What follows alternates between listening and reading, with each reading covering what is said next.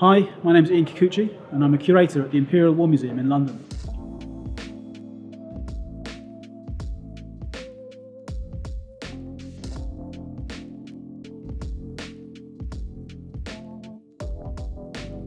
So War Games is IWM's new exhibition, all about the stories that video games tell about war and conflict, featuring 12 different games. So it was an interesting challenge, integrating video games into an exhibition at the Imperial War Museum. Of course, video games are participative, you want to play them, and that's a little bit impractical in a museum space, so we're presenting these games as video provided by our partners, and also with interviews just from their developers describing their ambitions for the game and what they were hoping to achieve, and also the challenges that they overcame.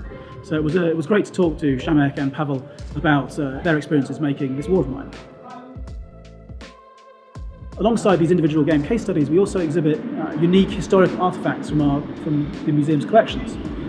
So in the case of this War of Mine, I was thinking about the themes of the game and wondering what kind of object might speak to those themes. And I thought about the way that in the game luxury items like tobacco and alcohol are very valuable, whether for morale or for trading.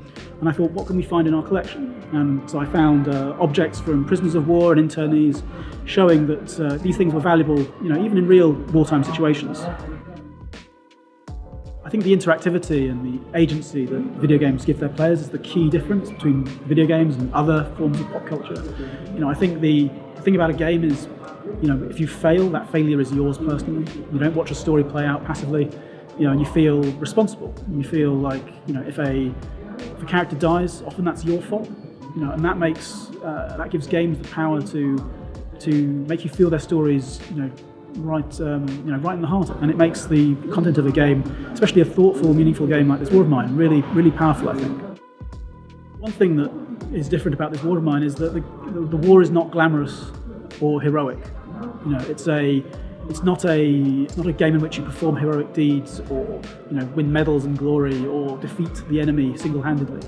It's a game in which you struggle for food, you struggle for warmth, you struggle for those little comforts that keep people from collapsing in their mental health, and it's a game where you're constantly balancing risk and reward. I think this War of Mine says meaningful things about the realities of war and conflict.